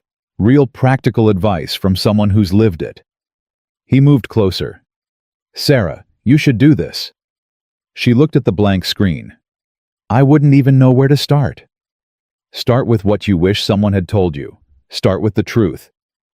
So she did. Over the next 3 months, Sarah wrote in every spare moment, during Liam's naps, after work, late at night when James was asleep beside her and words flowed easier in the darkness. She wrote about the first year after the accident, about the rage and grief that nobody wanted to acknowledge, about physical therapists who pushed too hard and doctors who gave up too easily, about the friends who disappeared and the strangers who stared. But she also wrote about the good parts, about finding new ways to do things, about the disability community that welcomed her, about learning that independence sometimes means accepting help, about James and Liam and building a life she never expected. She called it Rolling Forward Real Talk About Life After Everything Changes. James read it first late one night when she finally worked up the courage to let him. He sat on the couch, laptop balanced on his knees, while Sarah pretended to read, but mostly watched his face. Every expression, every reaction. When he finished, his eyes were wet. "Sarah, is it terrible? Be honest." "It's perfect. It's raw and real, and exactly what people need to hear." He looked at her.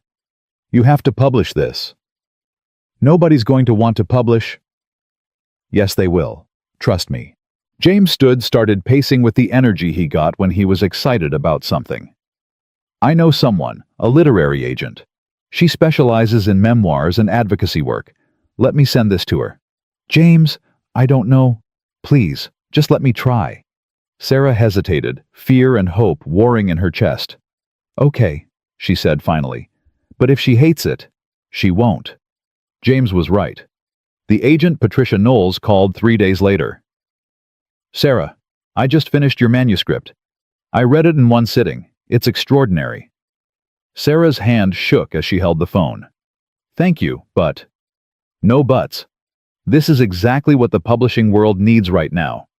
Authentic, practical, no bullshit guidance about disability. I want to represent you. I think we can get this published within a year."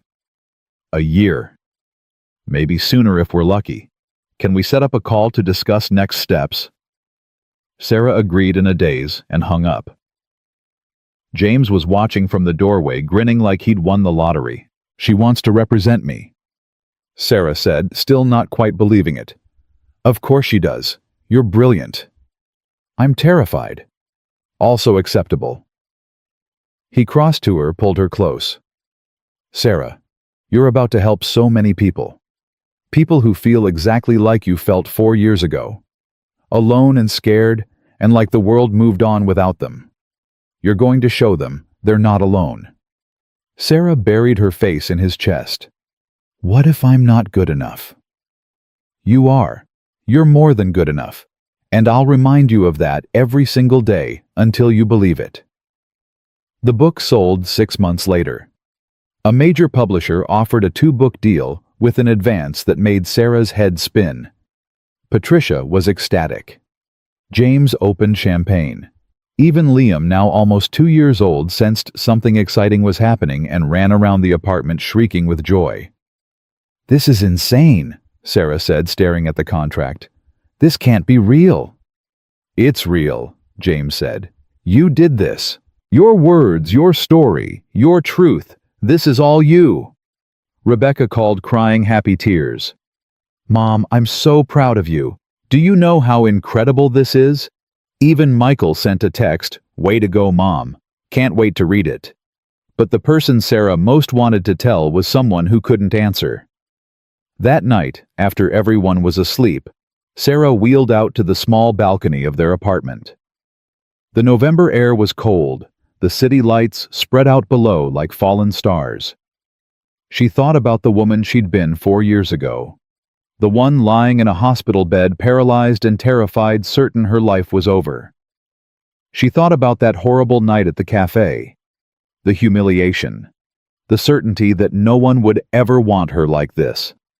She thought about James appearing with a crying baby, both of them disasters, and how that moment of mutual chaos had changed everything. "Thank you," she whispered to the universe, or God, or Michelle, or whoever was listening. "Thank you for not letting me give up." The sliding door opened behind her. James, wrapped in a blanket, sat down on the chair beside her. "Couldn't sleep. Too much in my head." Sarah smiled at him. "Good things, though, for once." "You deserve good things." "We both do." They sat in comfortable silence, watching the city breathe below them.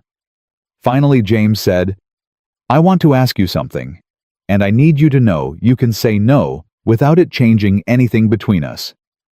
Sarah's heart skipped. "Okay." James pulled something from his pocket, a small velvet box. Sarah stopped breathing. "I'm doing this all wrong," James said. "I should have planned something romantic. Should have gone to dinner, or done the whole elaborate proposal thing. But Sarah, I've never been good at waiting for the perfect moment. And sitting here with you after everything we've been through, this feels like the perfect moment. He opened the box. Inside was a simple gold band with 3 small diamonds. "Marry me," James said. "Not because we have to. Not because it makes anything more legitimate. But because I want to spend the rest of my life with you. I want to make this official. I want Liam to grow up knowing we chose each other completely." Sarah stared at the ring at this man proposing in the cold November air and felt every wall she'd built around her heart crumble completely. "James, you don't have to answer now. Think about it. Take your time. I just needed you to know that this is what I want. You're what I want. Forever." "Yes." James blinked. "Yes. Yes, I'll marry you." Tears streamed down Sarah's face. "I don't need to think about it. I've never been more sure of anything in my life." James's hands shook as he slid the ring onto her finger. It fit perfectly. "I love you," he said. "So much it scares me sometimes." "I love you too." Sarah pulled him close, kissed him hard.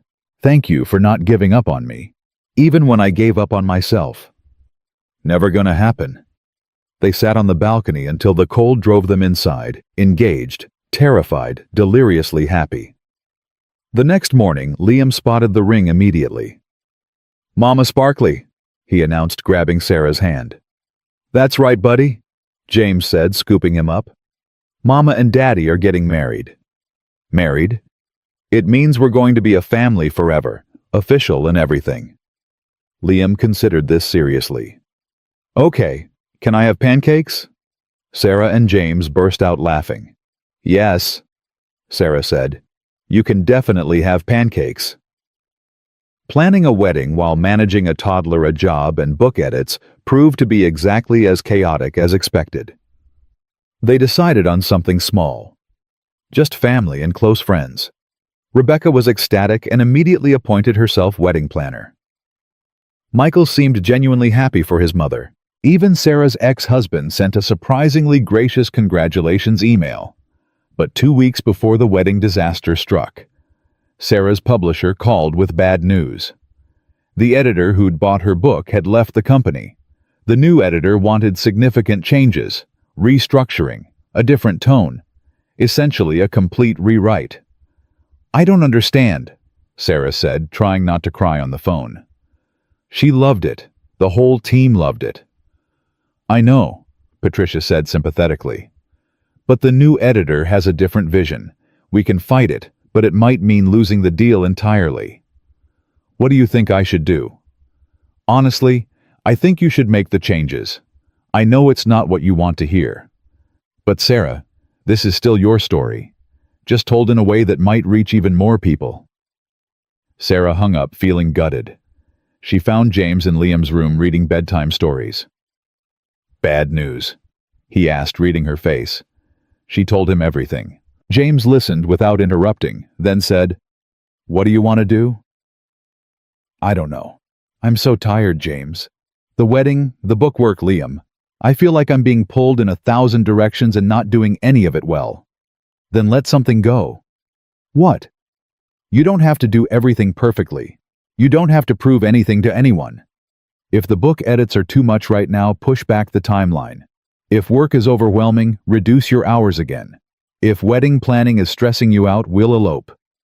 He took her hand. "Sarah, I just want you. Healthy and happy. Everything else is negotiable. But the book will still be there when you're ready. And if this editor doesn't work out, we'll find another publisher. Someone who appreciates your voice without trying to change it." Sarah felt something loosen in her chest. "You'd really be okay with postponing?" "I'd be okay with anything that makes you less stressed." She looked at Liam sleeping peacefully in his crib, then back at James. "No," she said. "I'm not postponing. Not the wedding, not the book, not any of it. But I am going to stop trying to be perfect at everything." "What does that mean?" "It means I'm going to tell my editor that I'll make some changes, but not all of them. It means I'm going to ask Rebecca to handle more of the wedding planning. It means I'm going to let Mariana take Liam an extra day a week. And it means I'm going to stop feeling guilty about needing help." James smiled. "That sounds like progress." "It sounds terrifying." Welcome to growth. The wedding took place on a Saturday in early March at a small venue overlooking Boston Harbor. Sarah wore a cream-colored dress that Rebecca had found simple and elegant, with a fitted bodice and flowing skirt that draped perfectly over her chair. James wore a dark suit and cried when he saw her coming down the aisle. Liam was the ring bearer, though he mostly tried to eat the rings and had to be bribed with goldfish crackers. Rebecca served as maid of honor and gave a speech that made everyone laugh and cry. "My mom has been through more in the past 5 years than most people face in a lifetime," she said. "She lost her ability to walk, she lost friends, she lost her sense of who she was. But she never lost her strength. And watching her fall in love with James and Liam, watching her rebuild her life into something even better than before, has been the greatest privilege of my life." Michael stood up unexpectedly. "I haven't always been the best son," he said. "When Mom had her accident, I didn't know how to help. I pulled away because I was scared. But Mom never gave up on me, never stopped being there. And James, I want you to know you're getting the strongest, most stubborn, most loving woman I've ever known. Take care of her." James's voice was thick when he replied, "I plan to." The vows were simple. Sarah promised to love James in sickness and health, through chaos and calm, through burned pancakes and broken wheelchairs. James promised to see her always, not as someone who needed saving, but as someone who made him better every single day. When they kissed, Liam shouted, "Yay!" and threw goldfish crackers in the air like confetti. Everyone laughed, and Sarah felt for the first time in her life, completely whole. The reception was small and perfect. Good food, better wine, people who genuinely loved them. Sarah's former colleagues from the hospital came, and several patients she'd helped, and Mariana with her entire extended family. David surprisingly showed up, alone. He approached Sarah during a quiet moment. "You look happy," he said. "I am. I owe you an apology, for a lot of things, but especially for making you feel like you weren't enough during our marriage. You were always enough. I was just too stupid to see it." Sarah studied her ex-husband, this man she'd spent 20 years with, and felt nothing but distant fondness. "Thank you for saying that. He's good for you, James, I can see it." "He is. But David, I'm good for me too. That's what I learned. I don't need someone to complete me. I just needed someone who sees me clearly and loves me anyway." David nodded. "Well, you found him. Congratulations, Sarah, really." After he left, James appeared with 2 glasses of champagne.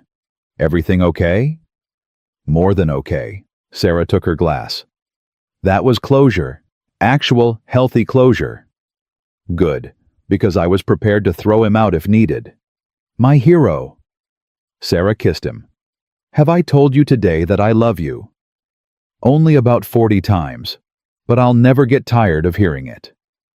They danced later, James swaying with her chair the same way he had at Michael's wedding, and Sarah felt the circle of her life complete. She'd started this journey broken and alone in a hospital bed. She'd walked, or rather rolled through fire, and came out transformed. Not healed, not fixed, but whole in a different way. The book came out 6 months later, after Sarah compromised with her editor on some changes and stood firm on others. Rolling Forward became a surprise bestseller. Reviews poured in from disability advocates praising its honesty, from caregivers grateful for the practical advice, from newly disabled people who said it gave them hope. Sarah did interviews, speaking engagements, book signings at accessible venues. She talked openly about her accident, her recovery, her relationship, her life, and people listened. One woman approached her after a signing, tears streaming down her face. "My daughter was in a car accident 6 months ago. Spinal cord injury. She's convinced her life is over. She won't talk to me, won't do physical therapy, just lies in bed. I gave her your book yesterday. She read the whole thing in one night. This morning, she asked me to help her into her chair because she wanted to try going outside. Sarah's throat closed. Tell her it gets better. Not easier, but better. I will. Thank you. You have no idea what you've done for us. But Sarah did know, because she'd been that girl lying in bed convinced the world had ended, and someone reaching through the darkness with honesty and hope would have changed everything. That night she told James about the encounter. You're helping people, he said. Real people, changing lives. It's overwhelming. It's also incredible. Sarah, you took your pain and turned it into purpose. That's not something everyone can do. She looked at Liam, now 2.5, playing with blocks on the living room floor. At James, her husband, her partner, her best friend. At the life they'd built from broken pieces and second chances. I couldn't have done any of this without you, she said. Yes, you could have, but I'm grateful you didn't have to. 6 months after that, Sarah got a call that changed everything again. A film producer had read her book, wanted to option it for a movie. A movie? Sarah repeated, certain she'd heard wrong. They love your story. The romance, the disability representation, all of it. They want to meet with you next week to discuss details. Sarah hung up in shock. James, she called. He appeared from the kitchen, Liam on his hip. What's wrong? Nothing's wrong, everything's insane. They want to make a movie. Of my life. Our life. James stared. Are you serious? Completely serious. He started laughing. Set Liam down and pulled Sarah into his arms. Of course they do. Because your story is incredible. We're incredible. This is crazy. This is your life now. Get used to it. The meeting with the producer went well. They wanted to stay true to Sarah's story, wanted to hire disabled actors, wanted her input on the script. Sarah agreed, still not quite believing any of it was real. Over the next year, while Sarah worked as a consultant on the film, life continued its beautiful, chaotic rhythm. Liam started preschool and informed them he wanted to be a superhero when he grew up. James made partner at his firm. Sarah's publisher asked for a second book. Rebecca had another baby, a boy, and Sarah got to be grandmother to 2. And through it all, Sarah and James built their life. Not perfect, not easy, but theirs. They fought sometimes. About money, about schedules, about whose turn it was to deal with Liam's tantrums. Sarah had bad days where her body hurt and her heart hurt, and she wanted to scream at the unfairness of it all. James had moments where the grief over losing Michelle hit him like a wave and he couldn't breathe. But they always came back to each other, always chose each other, always remembered that they were stronger together than apart. 3 years after their wedding, Sarah sat in a movie theater, watching her life play out on screen. The actress they'd hired to play her was talented, captured her mannerisms perfectly. The actor playing James was almost too handsome, but got his kindness right. The baby playing Liam was adorable chaos. Sarah watched herself, or rather the character based on her, sit alone in that cafe, humiliated and broken. Watched James appear with a crying baby. Watched their story unfold in scenes both accurate and Hollywoodized. When the lights came up, Sarah was crying. James took her hand. You okay? I'm thinking about that woman. The one sitting in the cafe that night. How lost she was. How certain she was that her life was over. And I wish I could tell her that in 3 years she'll be married to an amazing man. She'll have a son she adores. She'll be a published author and have her story told in theaters across America. I wish I could tell her it all works out. James squeezed her hand. She figured it out anyway, the hard way, but she figured it out. Sarah smiled through tears. Yeah, she did. They left the theater to find a crowd waiting. Reporters, photographers, people who'd read the book and wanted to meet her. Sarah was overwhelmed, but James was there steady and sure, helping her navigate the chaos. A young woman in a wheelchair approached crying. "I saw the movie tonight. I read your book last year. I just want to say thank you. I was in an accident 8 months ago, and I didn't think I'd ever feel normal again. But your story gave me hope." Sarah took her hand. "You're going to be okay. Not the same as before. But okay in a new way. I promise." "Did you really meet him in a cafe?" Sarah looked back at James, who was holding Liam and laughing at something the boy had said. "I really did. He was covered in coffee and had a screaming baby, and I was convinced my life was over. And somehow in that moment everything changed." "That's beautiful." "It's messy," Sarah corrected. "But yes, also beautiful." That night, after Liam was asleep and they were alone, Sarah and James sat on their balcony like they had the night he proposed. "Can you believe this is our life?" Sarah asked. "Honestly, no. Sometimes I still feel like that panicked guy with a crying baby, desperately hoping someone will help me figure it all out. I still feel like the woman in the cafe sometimes, scared and alone and convinced nobody will want me. But we're not those people anymore." "No." Sarah looked at her ring still shining after 3 years. "We're better. We're us." Sarah leaned against him, watching the city lights below, and thought about everything that had led to this moment. The accident that should have destroyed her. The night she almost gave up. The man with a baby, who appeared like an answer to a prayer. She thought about all the people her book had helped, all the lives her story had touched, all the possibilities that still stretched ahead. "James," she said quietly. "Yeah. Thank you." "For what?" "For seeing me, that first night. When everyone else saw a wheelchair, you saw me. You changed everything." James kissed the top of her head. "You changed everything, Sarah. You took a broken moment and built a life from it. That was all you." "It was us." "Yeah," James agreed. "It was us."